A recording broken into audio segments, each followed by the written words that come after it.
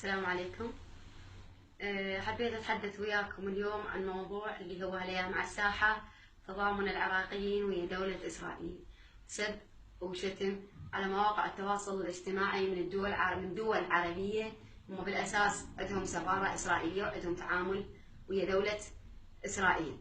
خلونا ما ننسى حقيقة، طبعا رأيي ورأيك ما راح يقدم أو يأخر شيء بالموضوع، لأنه إذا الحكومات اتفقت في بيناتها إنه تنفتح سفارة إسرائيلية بالعراق فراح يسوونها سواء رضينا أو ما رضينا، لكن أنت تقول رأيك وأنا أقول رأيي وكل من يشوف الموضوع من منظاره هو. من سنة 2003 لسنة 2014 أعلنت وزارة الداخلية العراقية عن عدد الإرهابيين الفلسطينيين اللي فجروا نفسهم بالعراق، 1403 أو 1412 بالضبط، ما أذكر الرقم الصحيح، لكن عدد كلش كبير يجون يفجرون روحهم بالعراق.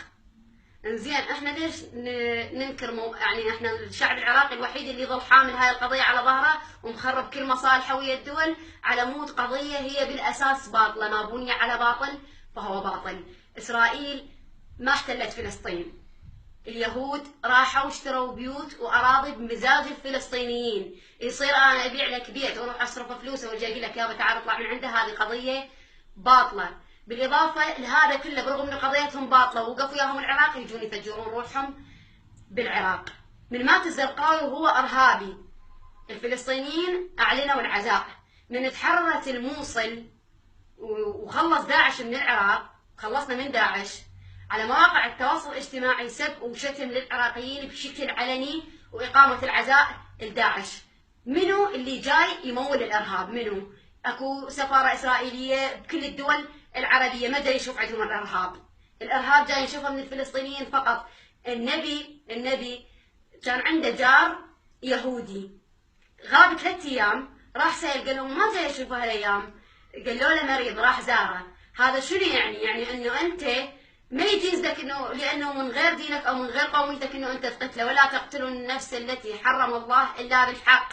اليهوديه دين سماوي، وخلقناكم شعوبا وقبائل لتعارفوا مو لتقاتلوا.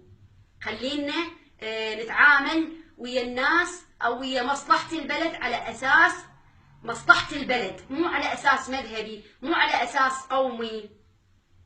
ليش وقت احنا نظل الوحيدين اللي جاي نرجع لورا، حاملين كل القضايا على ظهرنا واحنا شبعنا ارهاب من الفلسطينيين وسب وشتم. خلونا نغير افكارنا ونكون اكثر انفتاح. انا مع السلام اينما وجد، سواء مع دولة اسرائيل، سواء مع اي دولة من هذا العالم كله، مع السلام اينما وجد.